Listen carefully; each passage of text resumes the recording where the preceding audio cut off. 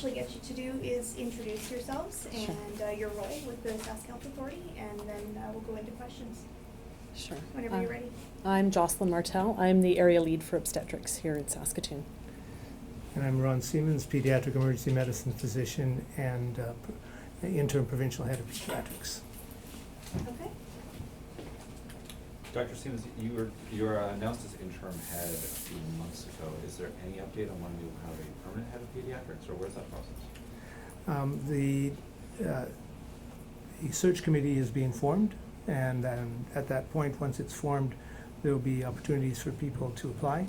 And at this point, I've left that up to senior management. Do you have any insight on who's on that search committee? No, that's not part of what I'm told. But the question went out to all pediatricians in Saskatchewan. Do we have any questions about like the move, about maternity, or about pediatric emergency from the past 24 hours? So you were on that first shift in the ER. How did it go? Oh, it was amazing. Yeah, first day we all at 5:59 we all had a picture together, and at 1300 we all had snuck back for a bit of Thai food in the common meeting room, and the nurse in charge said, "We're all going to be happy today," and we all were. It was very enjoyable to work with the team. The thing that astounded me was that, for example, I needed to do 4 clicks to sign up for a patient instead of the usual 1 click. So I said, "I'm having problems here." Within 30 seconds, the IT person was there. "Where's the IT guy?" "I'm here." And he's got his little IT shirt on, so you know who he is. And and he solved the problem within 5 minutes, and we moved on and kept on going. Throughout the day, little things like that would come up that I would have had to list as a priority and a work request and wait for a few days and put that in, and it would come in as a priority 2 or 3 work request, and it would get done down the road. But because the operations team put these people right at the time, it didn't even become a work request, it just got dealt with. So I noticed that the first patient came in at 6:10. What was that? What were those 10 minutes like, sort of waiting for that first patient? Well, what we did was just I guess it's just sort of anticipation, right? Yeah, what does one do before the big day? We were all kind of chatting and working through where we're going to sit and who we're going to talk to and where we're going to find this or that. And we just spent our time when in the early morning wasn't as busy, so we spent our time going over again and again, this is where this is where that is, what would we do if this happened, and just continuing to rehearse and rehearse. So as it was very kind of the ER flow to be a little slower in the morning, and then it built up to a usual busy Sunday afternoon. So what's your first impression at the beginning? What you're feeling? It's a new challenge, I can imagine. Yes, for one thing, I could have a full emergency room of 10 beds all filled, and I could sit there quiet, and it was not a lot of audible noise. In the old unit, if there were one of the nurses, we had the comment, if one child was crying, I could deal with mono. I could deal with stereo, but when it became quadraphonic, it was very difficult. Now with the individual rooms, people have a lot more privacy. They have a lot, and they're just, all the patients were very grateful and smiling as much as they could, given the fact that they were in the emergency room. As I always say to my friends, if you meet me in the emergency room, it's a bad day, right? Because you don't want to bring your child into the emergency room. But given the fact that they had to be there, they were very pleased with the resources that were available to them. Any questions for Dr. Martel on maternity? So we have a first baby. We Yep. have a first baby. We We just talked did. about that. We had a first baby.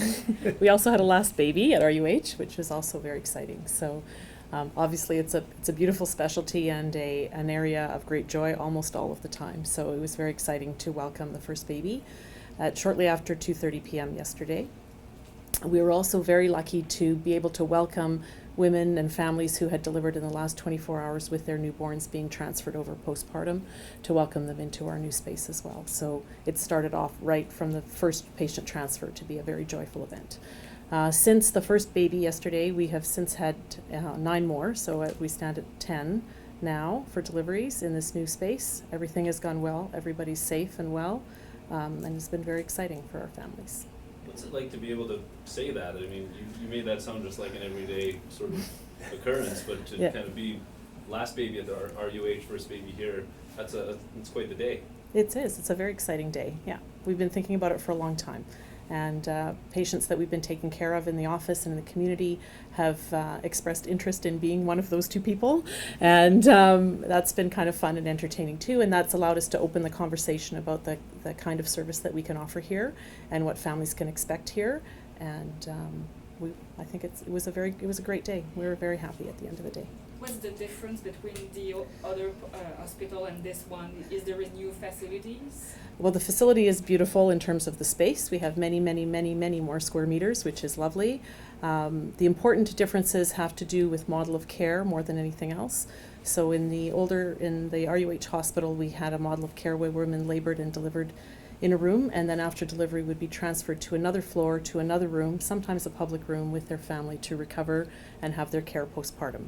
Now all of that happens in one space. So a woman and her family would come into one room, labor, deliver, and stay there with her family until she goes home.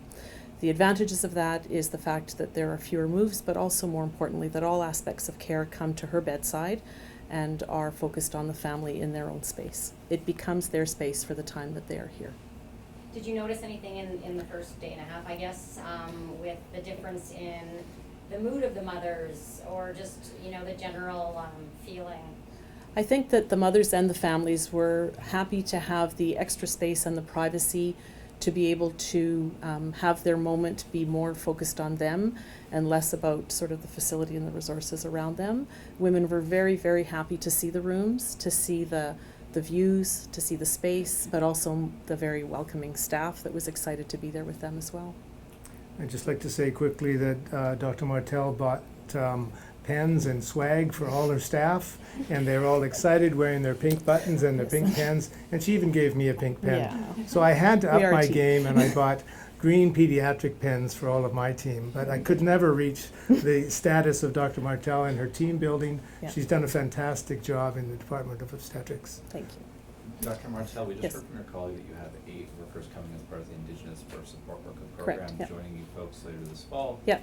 What's the anticipation for those folks, and what does that program mean for your staff and for this hospital? Well, we have really excellent nursing support within our unit in terms of the training that they have to take care of the medical aspects of labor and birth, which is a natural event, but sometimes can go off the rails and be complicated, and we need those people. But families that come from a distance, particularly from the north, who often need to be transferred here because of the risk of their pregnancy and birth, also need other supports. And if their family is able to come with them and support them, that's great, but sometimes they're not always able to. And the great thing about the Indigenous Support Program is that it will allow these families and these women to have those supports in this community, and that if we can provide that for them, we want this to be as safe but also as comfortable a space as their own community. And when will the Indigenous support program get underway? I don't know the exact date. It was between now and the fall. We can get that to We you. can work on that. Yeah. So you've talked about all the great changes, obviously new building, new place. Is there anything kind of unforeseen, anything that as a team you said, oh yeah, we need to improve on this, or this needs to get better in the next few days, few weeks, whatever, anything like that? There is a sort of a constant list, I'm a very, I keep a lot of lists, a little book, and tiny problems are dealt with in the moment, exactly as Dr. Siemens said, by the staff that are around us, from IT, from equipment, from facilities management, from the operations center. Those things are dealt with immediately and in the moment. There are things where we feel that maybe there may be a place for improvement or a change in process.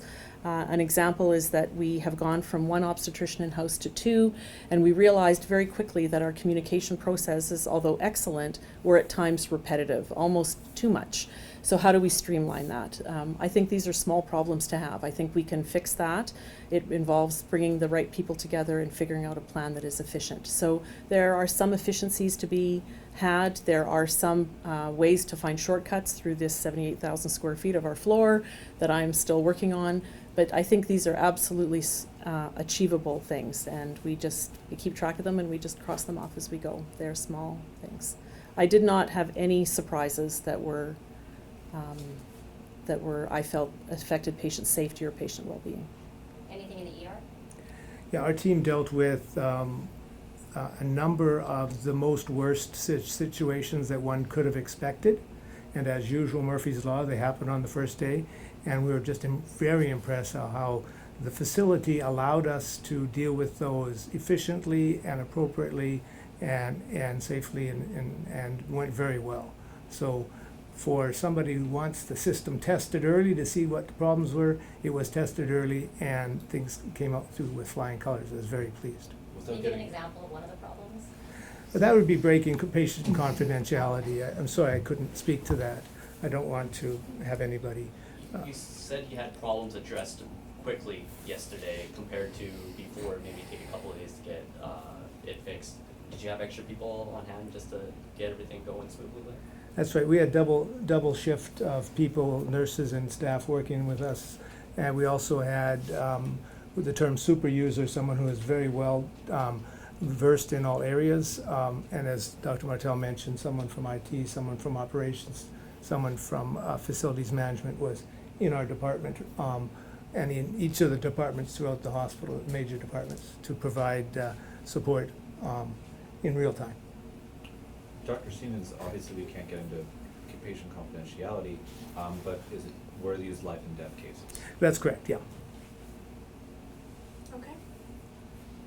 All right, I think we've got all the questions. Thank you so much.